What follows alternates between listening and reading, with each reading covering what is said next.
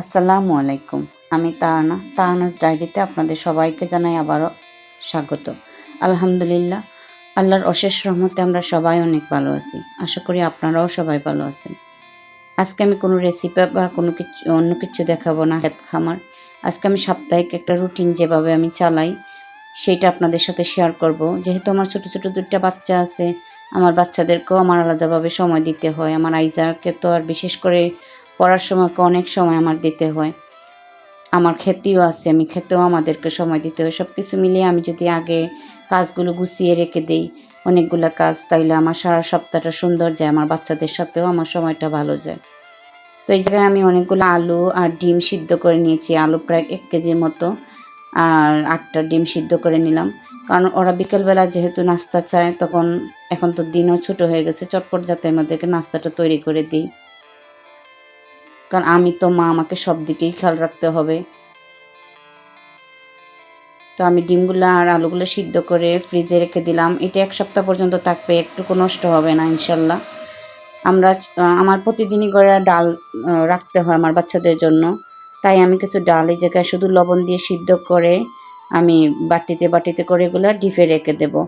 যখন রান্না করব, রান্নার প্রায় 10 মিনিট আগে বের করে একটু পানি দিয়ে আবার সিদ্ধ করে বাগারটা দিয়ে দিলেই হবে। যখন আমি রান্না করব ইনশাল্লাহ আপনাদের সাথে আমি তাও শেয়ার করব। একটু গুছিয়ে কাজ করে রেখে দিলে আসলে নিজের জন্য একটু সময় বের করা যায়।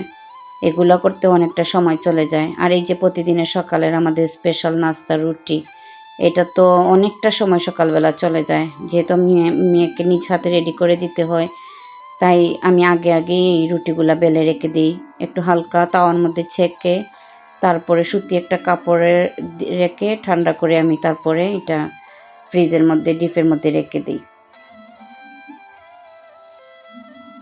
এই নাস্তাটা সকালবেলা সবাই খায় ওরা, তো এর জন্য আমাকে অনেকগুলা রুটি বেলতে হয়।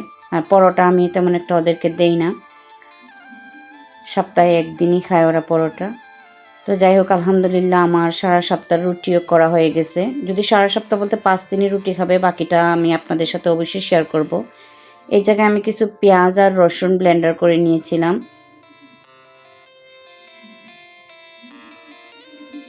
কারণ প্রতিদিন পাটা পোতায় বেটে এগুলো রান্না করা একটা সময় লাগে। এই কাজগুলো যদি আমরা আগে একটু গুছিয়ে করে রাখি, আলহামদুলিল্লাহ আমাদের অনেকটা সময় নিজের জন্য, বাচ্চাদের জন্য, পরিবারের জন্য বের করা যায়। তো এই জায়গায় আমি সাপ্তাহিক রুটিনটা রেখে দিলাম, কোন দিন আমি কী রান্না করব, কোন দিন সকালবেলা আমি কী নাস্তা তৈরি করব। এই তো ইনশাল্লাহ আপনাদের কিছু সাহায্য হবে মনে হচ্ছে আমার ভিডিওটা দেখে। ইনশাল্লাহ নতুন আরেকটা দিনের আশায় আজকের মতো আল্লাহ হাফিজ। আসসালামু আলাইকুম।